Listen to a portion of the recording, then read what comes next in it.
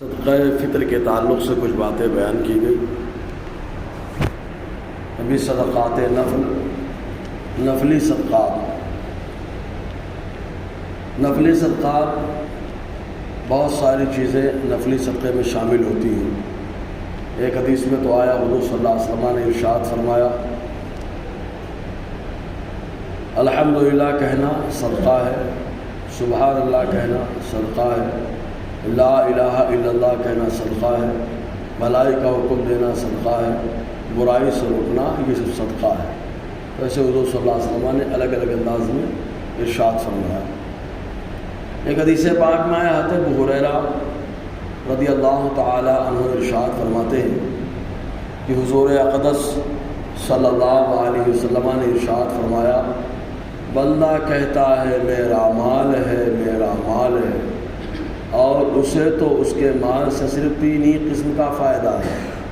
Number ایک، جو کھا کر فنا کر دیا، نمبر دو، پہن کر پرانا کر دیا، نمبر تین، عطا کر کے آخرت کے لیے جمع کیا، اور اس کے سوا جانے والا ہے کہ وہ اوروں کے لیے چھوڑ جائے۔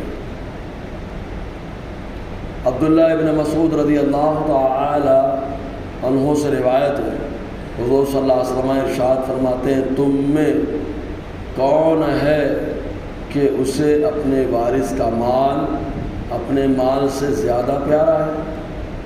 صحابہ نے عرض کی، یا رسول اللہ، ہم میں کوئی ایسا نہیں جسے اپنا مال زیادہ محبوب نہ ہو۔ فرمایا اپنا مال تو وہ ہے جو آگے روانہ کر چکا، اور جو پیچھے چھوڑ گیا وہ وارث کا مال ہے۔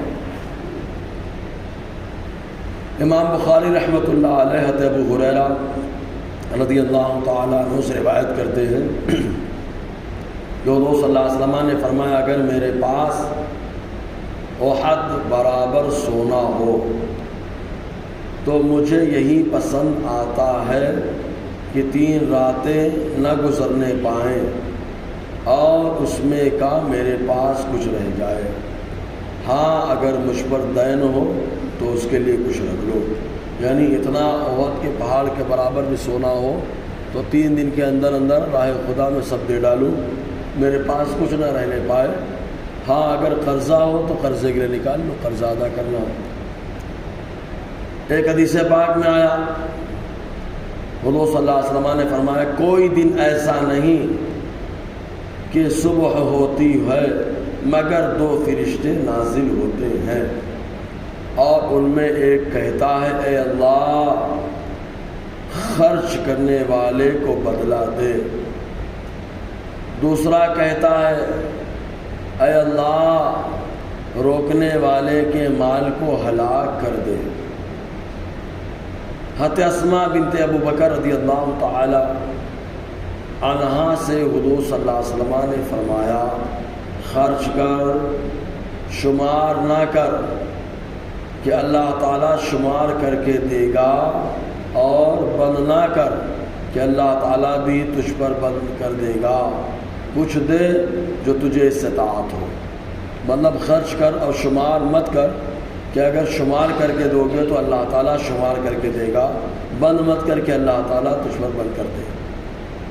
حضرت ابو ہریرہ رضی اللہ تعالیٰ عنہ ارشاد فرماتے ہیں کہ حضور صلی اللہ علیہ وسلم نے فرمایا کہ اللہ تعالیٰ نے فرمایا، اے آدم کی اولاد خرچ کر، میں تجھ پر خرچ کروں گا، تو دے میں تجھ کو دوں گا۔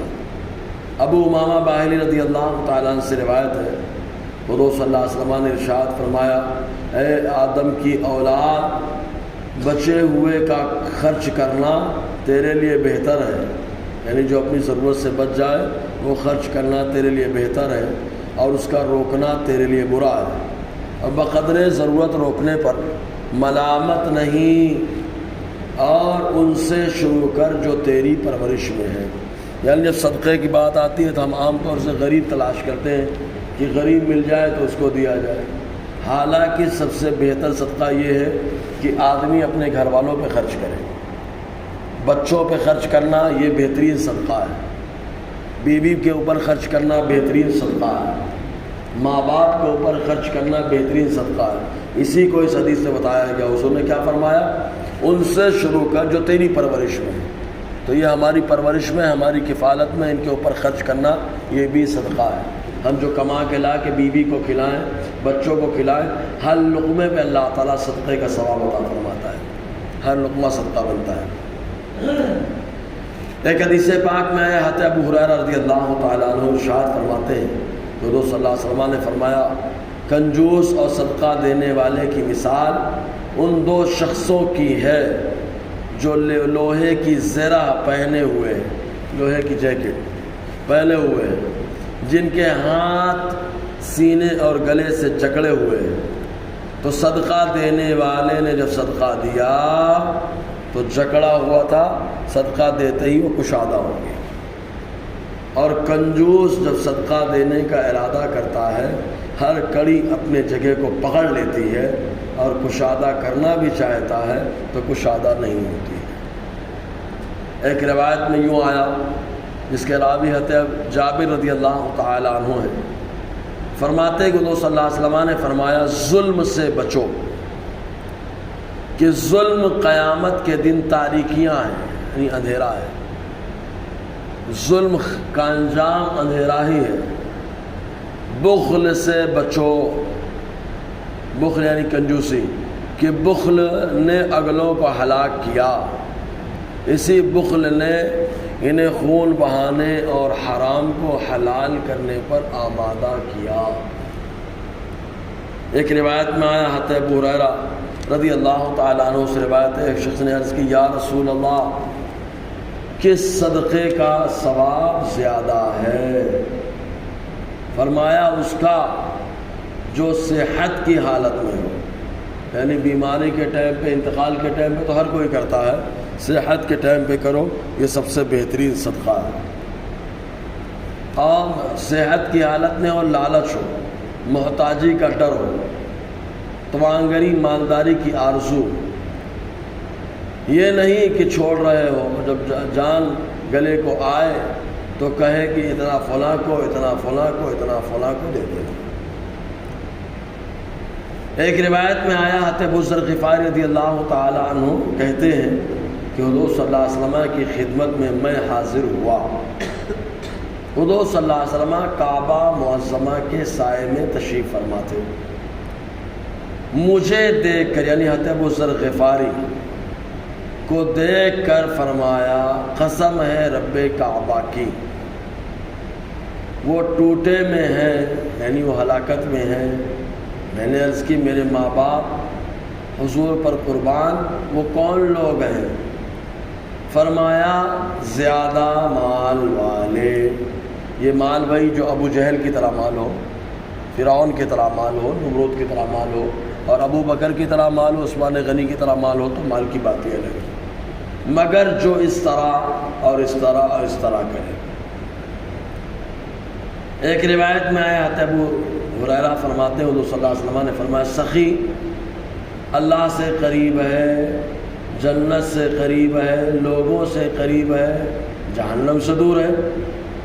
کنجوس اللہ سے دور ہے، جنت سے دور ہے، لوگوں سے دور ہے، جہنم کے قریب ہے۔ جاہل سخی اللہ کے نزدیک زیادہ پیارا ہے عبادت کرنے والے کنجوس سے۔ حضرت ابو سعید خدری رضی اللہ تعالی عنہ ارشاد فرماتے ہیں کہ آدمی کا اپنی زندگی میں 1 درہم صدقہ کرنا مرتے وقت 100 درہم صدقہ کرنے سے زیادہ بہتر ہے، کیونکہ انتقال کے وقت یا بیماری کے وقت ہر آدمی کرتا ہے، صحت اور تندرستی اور زندگی کے وقت آدمی صدقہ کرے تو یہ زیادہ بہتر ہے۔ اور صدقے میں سب سے پہلے تو ہم تو ہمیشہ ہی بولتے ہیں، سب سے پہلے گھر والوں کا خیال کیا جائے۔ صدقہ نافلہ میں بچوں کے اوپر خرچ کرنا، بیوی کے اوپر خرچ کرنا، بہن کے اوپر خرچ کرنا، بھائی کے اوپر خرچ کرنا، ماں باپ کے اوپر خرچ کرنا، یہ سب سے بہترین صدقہ نافلہ ہے۔ ابو درداء رضی اللہ تعالی عنہ سے روایت ہے، رسول اللہ صلی اللہ علیہ وسلم نے فرمایا، جو شخص مرتے وقت صدقہ دیتا ہے یا آزاد کرتا ہے، اس کی مثال اس شخص کی طرح ہے جو آسودہ ہو لیا، آرام پا لیا، اب ہدیہ دے رہا ہے۔ اب ہدیہ اور تحفہ دے رہا ہے۔ ایک روایت میں آیا بنی اسرائیل کے بارے میں ہے، حضرت ابو ہریرہ رضی اللہ تعالیٰ روایت فرماتے ہیں کہ حضور صلی اللہ علیہ وسلم نے فرمایا بنی اسرائیل میں 3 شخص تھے، ایک سفید داغ والا، اس کے پورے بدن میں سفید داغ تھے، دوسرا گنجا، سر پہ بال ہی نہیں تھے، تیسرا اندھا۔ اللہ تعالیٰ نے تینوں کا امتحان لینا چاہا، ان کے پاس ایک فرشتہ بھیجا، وہ فرشتہ سفید داغ والے کے پاس آیا اور اس سے پوچھا تجھے کیا چیز زیادہ پیاری ہے؟ تو سفید داغ والا کہتا ہے اچھا رنگ اور بدن میں جو چمڑا ہے وہ چمڑا بھی اچھا ہو جائے، یعنی سفید داغ ختم ہو جائے، اچھا رنگ اور اچھا چمڑا، اور یہ جو بیماری ہے میری یہ ختم ہو جائے جس سے لوگ گھن کرتے ہیں۔ فرشتے نے ہاتھ پھیر دیا، اچھا رنگ بھی آ گیا، اچھا چمڑا بھی ہو گیا، بیماری بھی ختم ہو گئی۔ پھر فرشتے نے پوچھا یہ بتاؤ تجھے کون سا مال زیادہ پسند ہے؟ اس نے کہا اونٹ یا گائے۔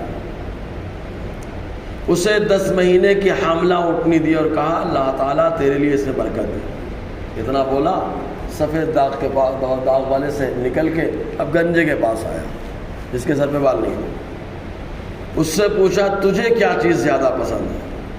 اس نے کہا خوبصورت بال،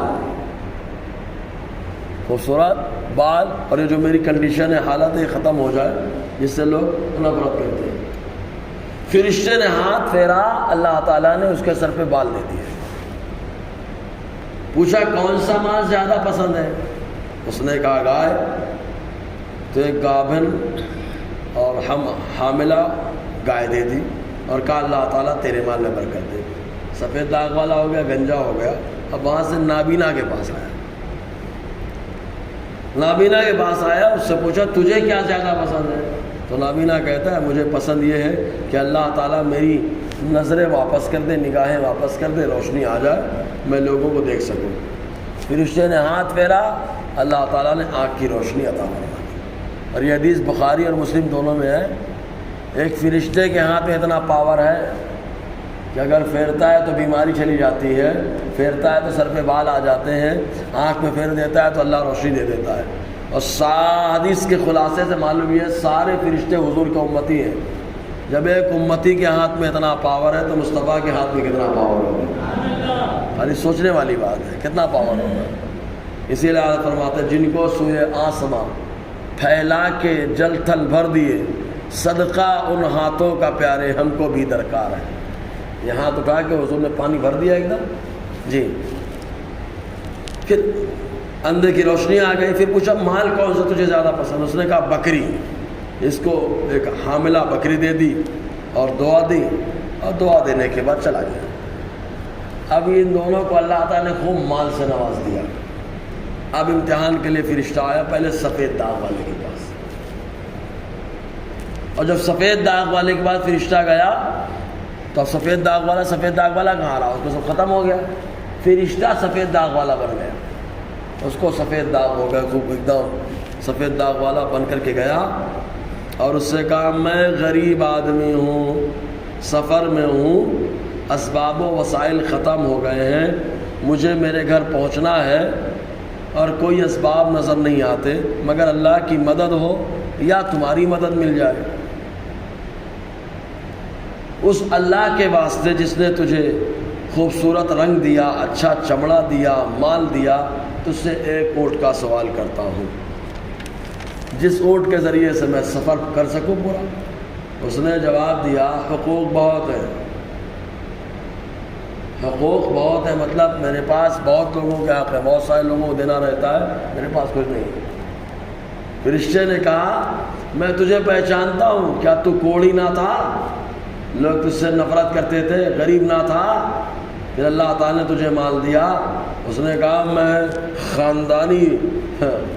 خاندانی نسلاً بعد نسل وارث ہوا ہوں۔ فرشتے نے کہا اگر تو جھوٹا ہے تو اللہ تعالیٰ تجھے ویسا ہی کر دے جیسا تو پہلے تھا۔ سفید داغ والے کے پاس سے ہو کر کے فرشتہ گیا گنجے کے پاس۔ اب گنجے کے سر پہ تو بال سب آ چکے ہیں اور مال بھی خوب ہو چکا ہے، گنجا بن کے فرشتہ گیا۔ گنجا بن کے گیا، جانے کے بعد اس سے بھی وہی سوال کیا کہ میں مسافر آدمی ہوں، اسباب ختم ہو گئے، غریب آدمی ہوں، پہنچ نہیں سکتا اپنے گھر مگر اللہ کی مدد سے یا تیری مدد ہو جائے، بس اللہ کے واسطے جس اللہ نے تجھے بال دیا مال دیا اس کے واسطے میں تجھ سے ایک جانور کا سوال کرتا ہوں۔ تو اس نے بھی وہی جواب دیا، بہت حقوق ہے، میں نہیں دے سکتا۔